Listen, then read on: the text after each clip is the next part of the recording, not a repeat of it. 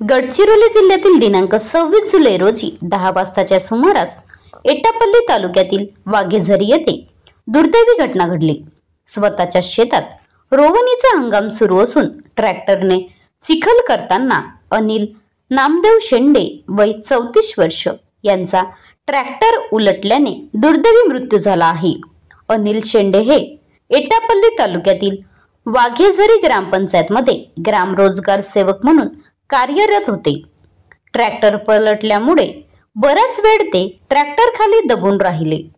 आजूबाजूच्या शेतातील नागरिकांनी दुसऱ्या 2 ट्रॅक्टरांना आणून त्यांना बाहेर काढण्यात आले, परंतु त्यांचा जीव गेला असल्याने संपूर्ण परिसरात शोकाकळ पसरली आहे।